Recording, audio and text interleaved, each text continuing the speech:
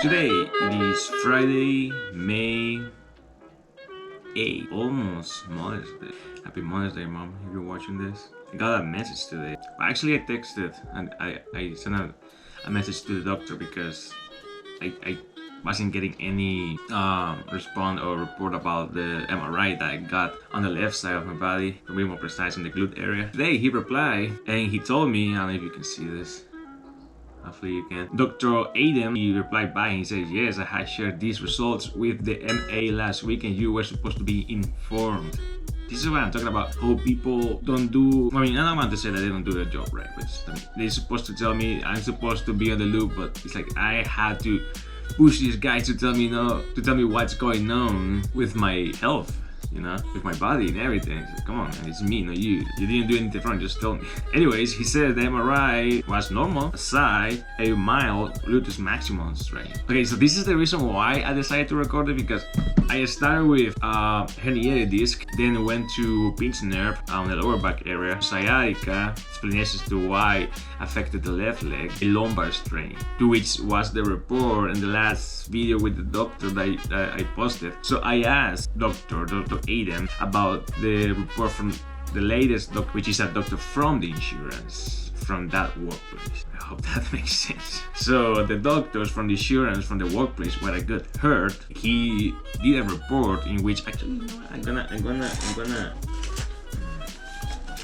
Okay, let's see what Dr. Kevin Diddle says. It's a formal report, so I really had no problem with saying this on video and posting this online, because if they actually are what they say they are, they should not be afraid of me talking about reports that deny in different reports, because it's like, this is the one I'm trying to say. So Dr. Kevin Diddle says, at this time I believe that Kevin has reached a point of maximal medical improvement, which can mean two things. One, I recover. Two, I did not recover, basically a permanent situation. He does not specify which one is, but does not say I am fine. Instead, he says his ultimate diagnosis are lumbar strain and subjective complaints of sciatica, without evidence of neurocompression lesions, and blah blah blah. Without evidence of neurocompression lesions, to which today Dr. Adam already said that on the glute area of the left side of the body there's a mild gluteus maximus strain. He said it, and Dr. Adam actually denied it. He said that there was no evidence to support what he's saying, to at least say that there's a lumbar strain, because Dr. Adam is saying that maybe it's not the problem on the back, like the reason why it persists, maybe it's somewhere else, and he decided to try the affected area, to which I read about it, specify or talk about this kind of injury, but anyways, that's not the case. The reason it went from all that to a mild gluteus maximus strain, so I decided to look into it, mostly because I need to find a reason how this can last almost 2 years, because when I read about it, it should be done in about 6 weeks or longer to heal. Right? In the first 6 weeks would be like, okay, so let's read about it. Gluteal strains, stretch or tear of a muscle on your buttocks. Okay, it didn't happen there, it started on my lower back. What's the cause? A gluteal strain most often happens when you are running or jumping. I mean, I was at work when it happened. And it's common for hopeless. I don't know what that is. I don't even know if I said it right. And dancers. I don't dance. Sorry. What are the symptoms? Here, I agree, because there's symptoms that I had all this time and some are persisting here. So what are the symptoms? A gluteal strain causes pain in the buttocks. Yeah. You may have pain when you walk up or down stairs. When you sit, not so much, to be honest. I hate more putting weight on top of this leg than actually sit. But if I sit for too long, then it's a problem. You may have pain when you move your leg backward. Hell yeah, I agree on that, because it feels very weak, almost like if the muscle, like this is why I'm saying that I cannot control the back of the leg, or like I don't feel it, because it may be weakness, but that's how you feel, and I do agree that it's in the back of the leg. How is it diagnosed? Your healthcare provider will ask you with symptoms, activities, and medical history, and examine you. He didn't, but he sent me to do the MRI, which came out with this, because he doesn't say that he thinks. He said that there's just that on the video. I'm not saying that he's lying. I'm not saying that I'm full buying this, because I still need to find how this is gonna like last forever, for almost 2 years now. But the fact that he gave me a response so fast, without hesitation, or I'm looking into it, especially because I am paying for it. That wasn't a report from a doctor from insurance, from the workplace where I got hurt. It was a doctor that I looked for myself, and I pay out of pocket. More reason to believe into that, especially because the MRI was paid out of pocket as well, and I had the video when I went to do it. Hoist Peter, you will need to change or stop doing activities that cause pain until your muscle or tendon has healed. I've been on quarantine for over 2 months now because of the coronavirus. It hasn't changed. This is where I am. I even bought a bike so I don't have to walk, but pain hasn't changed. I do yoga, I stretch these areas, but I need to find if this is fixable or if it's actually a permanent, because they just say this is it, but nobody confirms if it's a permanent or if it's actually fixable, because one thing is to find the problem, one thing is to find a way to fix it. Looking now, we may have found the problem. Resting may not be a solution because it's been 2 years. I don't work at the same. I haven't been in that workplace since it happened. Mostly because the way they treat me. When I went back to work after I got a lawyer, after I hurt my back, after my manager told me they were gonna call my doctors, after the doctors told me that they had never called, I went back just to find out that they cut my locker open. And that's right, like I went back to work just to find that my locker was open. And not just that, remember my supervisor that I always talk about? He jumped in immediately.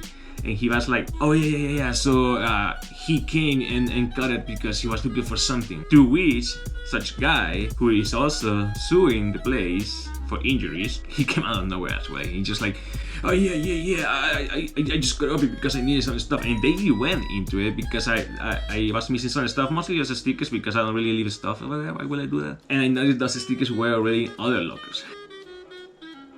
So there you go, R&S Manufacturing and Sales Company. That's why I don't go back. And if you think about the place, don't go to that place for your own good, Now, he says, a mild strain may heal within a few weeks. But, I mean, it's been almost 2 years. How can I take care of myself? Because the insurance won't do it. Put an ice pack, gel pack, that doesn't really help me. Ice massage, not really. Really, this doesn't help because I've been doing it. And it wasn't until February, probably.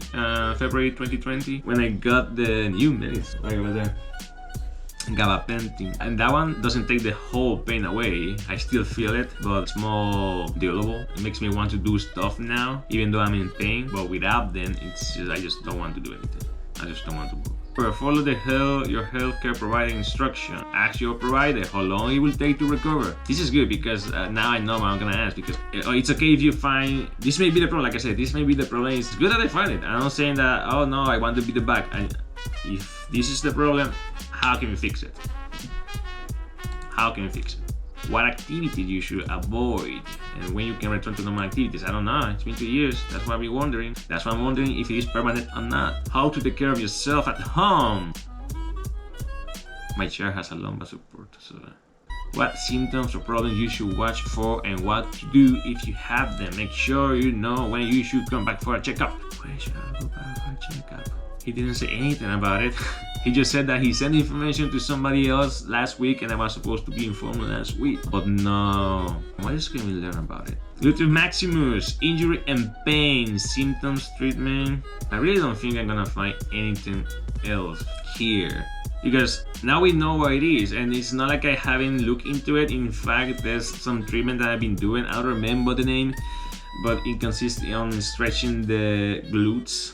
And you perform to do some position, to which actually on my yoga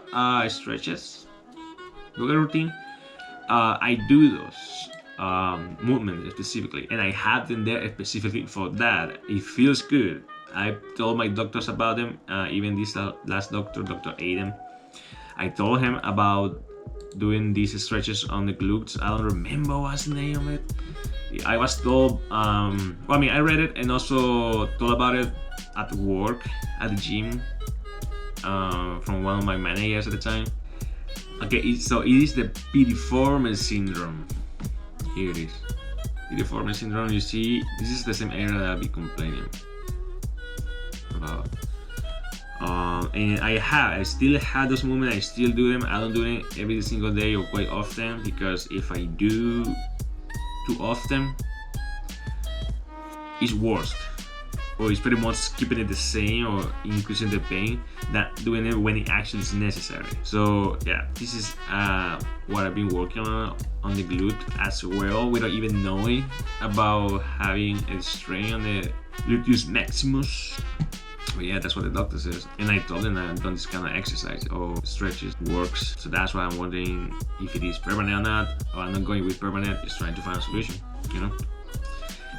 So we'll see what happens.